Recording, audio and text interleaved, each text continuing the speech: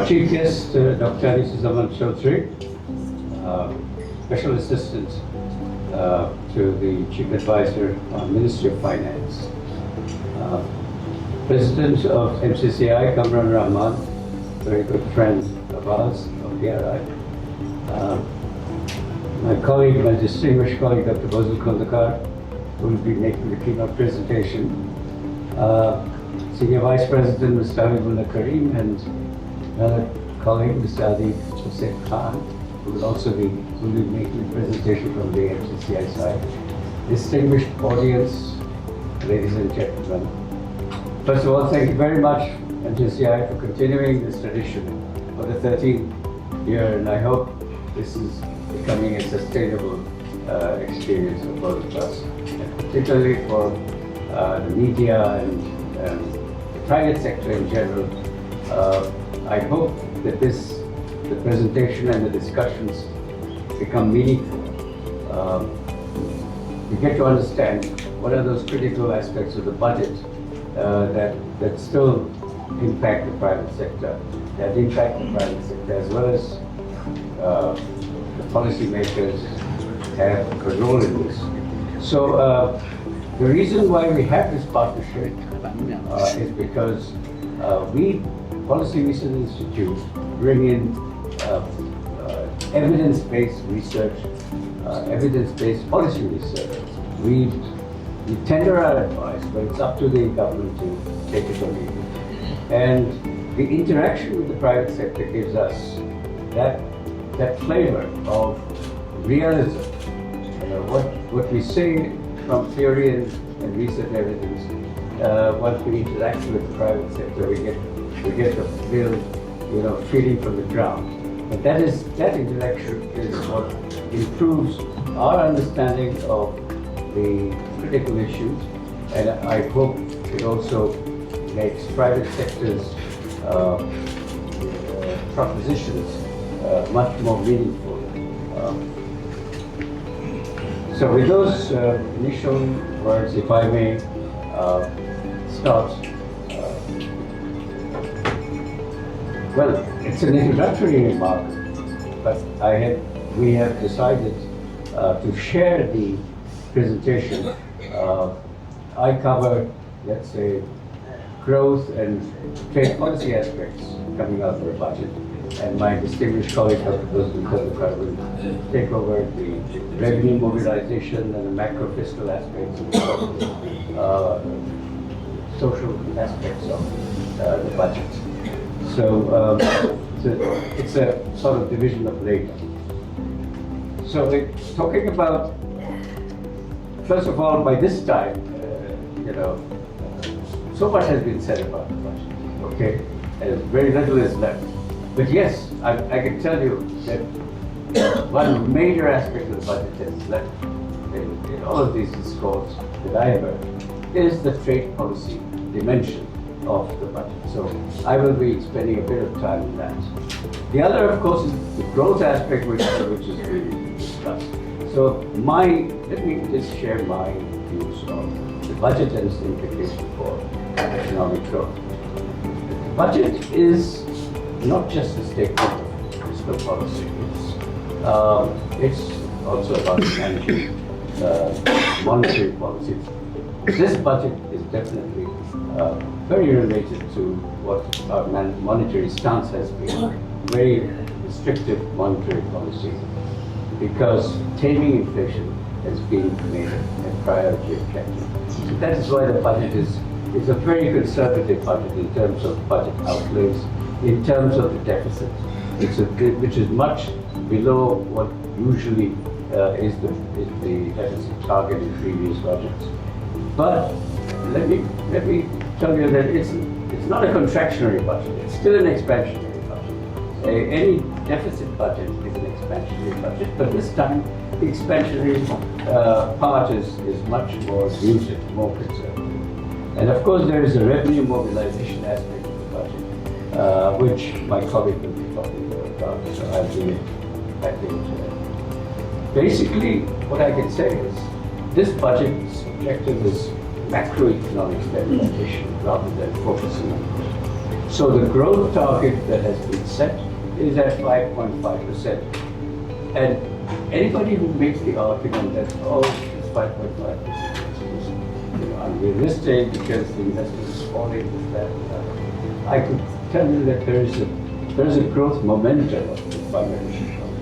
Bangladesh economy does not go into a recession. It's always grown, okay? So that will continue.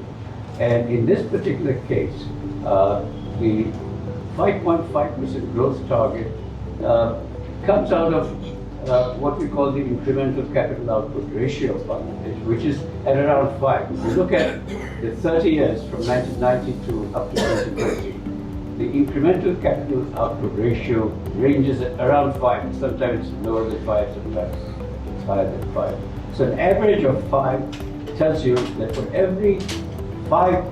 every unit of GDP growth, you need 5 units of investment.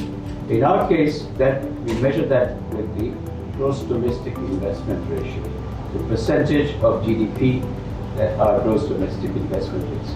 It used to be around 31%, but in the last 2 years, it has fallen from 30 to 29, and this past year, 2025, it was at 29.5, 29.5. So with an incremental capital output ratio of 5, we would need something like 27.5% of GDI to get us the 5.5% growth. So I can tell you it's very likely that we will still have, though in the past year there was a 1% reduction in the gross domestic investment from something like 30% down to about 29.4%. It cannot fall below, say, 28.5%. So if you multiply 5.5 by 5, you get 27.5%. So it is within the realistic range to project a 5.5% growth rate. The World Bank actually projected 5.5 by 2026. IMF went ahead, a bit higher, 6.5%. I think next time they will be revising that. ADB has a projection of 5.1%. So we are in a reasonably realistic range of 5.5%. Now let me come to the trade policy implications of the budget. And this is one aspect that is not been covered very much in the first আমি এতক্ষণ একটু আমাদের প্রবৃদ্ধি জাতীয় উৎপাদন প্রবৃদ্ধির কথা বলেছি 5.5% যে প্রবৃদ্ধিটা সেটা আমাদের ইনক্রিমেন্টাল ক্যাপিটাল আউটপুট রেশিও একটা হিসাব আছে সেই হিসাব অনুযায়ী আমরা যদি 28 থেকে 29% যদি আমরা গ্রোস ডোমেস্টিক ইনভেস্টমেন্ট আমাদের ইনভেস্টমেন্ট রেশিওটা মেনটেন করি তাহলে 5.5% গ্রোথ ইজ রিয়েলিস্টিক ওদিকে কোনো অসুবিধা নেই বাট এই বাজেটটা কিন্তু গ্রোথের উপরে এত বেশি ফোকাস দিচ্ছে বরঞ্চ ম্যাক্রো ইকোনমিক স্টেবিলিটিটা হচ্ছে main strategy of the budget এখন যে কোনো বাজেট কিন্তু it's not just a statement of fiscal policy. I would say 1/3 of our budget actually deals with trade policy. Because revenue mobilization is a big challenge. Revenue আমাদের বাড়াতে হবে কিন্তু আমাদের trade tax এখনো 30%, আমাদের এনবিআর ট্যাক্স 30% আসে trade tax. তো trade ট্যাক্সটা আপনাদের যে প্রাইভেট সেক্টরে যে বিজনেস এবং investment it impacts that particular aspect of private economic activity, employment generation activity, all are affected by very distortionary trade taxes. Our trade tax, unfortunately, is so complex, and now USTR, the US Trade Representative Office, has identified Bangladesh as one of the highest tariff countries. বলছে যে আপনাদের ট্যারিফগুলো not only high, it's also complex and non-transparent. এবং আপনাদের অনেক non-tariff barriers রয়েছে, এগুলোকে আপনাদের fix করতে হবে। And now we have proposed 37%. এই 37% ট্যারিফ যদি আমাদের আগামী 9 তারিখ জুলাই 9 তারিখে সেই 90-day পিরিয়ডটা এক্সপায়ার করে যাচ্ছে, this could be a major shock coming to Bangladesh. Bangladesh economy is based on 2 or 3 big pillars of the economy. Ready-made garment exports, okay, and $6 billion of that goes to US market. এবং আমরা আশা করছিলাম যে আরো বাড়বে once there is some redirection of orders from China. এইখানে একটা বিরাট shock আসবে. So that is why the USTR assessment of Bangladesh trade policy is very critical, and our response, we have chosen to negotiate with the USTR. So there is some exchange going on. এখানে আমাদের মাননীয় chief guest might be able to share more information than myself, because I was initially involved. আমরা কিছু উত্তর দিয়েছিলাম, but in the meantime, the negotiation চলছে. There has been exchanges between USTR and Bangladesh government. I'm not aware of what responses are given, but if the budget is any indication of what responses Bangladesh government is giving to USTR, সেটা আমি বলবো যে it's not adequate. So I will talk about that a bit more. So এখানে big budget when I talk of trade policy, আমি বললাম যে 1/3 of this budget is actually related to trade policy, tariff policy. এখানে আমার বলতে হয় যে আবার I thought, this is a budget being prepared by professionals. Economists, top economists have been part of the government this time. So I'm not excusing the party here. The politicians are preparing this budget.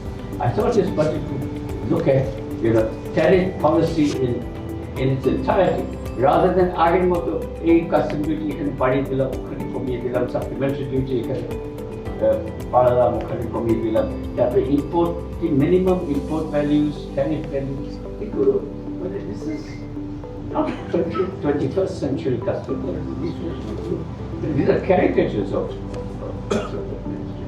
এগুলো আমি আশা করেছি এবার আমরা দেখতে পাচ্ছি. There is no overall policy, tariff policy, or even suggestion of trade policy. So এখানে দুটো challenge তো আমাদের সামনে আছে. একটা হচ্ছে LDC গ্র্যাজুয়েশন নভেম্বর 2026 হলে আমাদের মাত্র দুটো বাজেট, এই বাজেট এবং এর পরের বাজেটে রয়েছে, to see how we prepare for the LDC graduation. Our trade policy is certainly not here to face the competitive challenges of LDC graduation. So what have we done in this budget? Not much in terms of preparing for LDC graduation. Number two, when it comes to the USTR, assessment, you've got, we are a lower middle income country. Average tariff for lower middle income countries is now 7%. Amaদের এখন average tariff is 28%. When we calculate the nominal protection rate, but amaদের total trade tax incidence is something like 55%. So we are in a different world altogether. So I've got these two tables which will tell you the whole story. 2000 থেকে আমরা nominal protection নিয়ে calculate করে যে tariff এগুলো সব impact এখানে কিন্তু ভ্যাটটা ধরা হয়। সেই অ্যাভারেজটা কোথায়, এটা 29% ছিল 2000-এ, এখন আমাদের 28%। গত বছরের তুলনায় গত বছর 28.6 ছিল, এখন 28.1 হয়েছে। আমরা আশা করছিলাম এবার সাবস্ট্যান্সিয়াল রিডাকশন হবে। পাকিস্তানে কি করছে? Pakistan also responded to USTR. পাকিস্তানকে ধরা হয়েছিল কত 29% ওরা ট্যারিফ। পাকিস্তান অনেক কাস্টম ওদের 5টা ট্যারিফ স্ল্যাব ছিল, ওখানে 4টা করে ফেলছে। আমাদের এখানে তো 6টা ট্যারিফ স্ল্যাব আছে, ওখানে আরো একটা অ্যাড করে দিয়েছে। তারপরে সাপ্লিমেন্টারি ডিউটিতে এতগুলো ট্যারিফ, 20-25টা ট্যারিফ স্ল্যাব হবে, ওখানে আরো একটা নতুন ইন্ট্রোডিউস করে 40%। আর কোথায় বড় ইন্টারেস্টিং, রেডিমেড গার্মেন্টের উপরে সাপ্লিমেন্টারি ডিউটি 45% ছিল, ওখান থেকে 40% করে। Sounds like a joke. Sorry I used that term, but আমার লেখা একটা বলেছি। So what we are seeing is there is no change in the trends in tariff imposition trends in protection rates over time. Second, টেবিলটা আছে এটা দেখাচ্ছে যে আমাদের আউটপুট ট্যারিফস এবং ইনপুট ট্যারিফস কোন দিকে চলছে।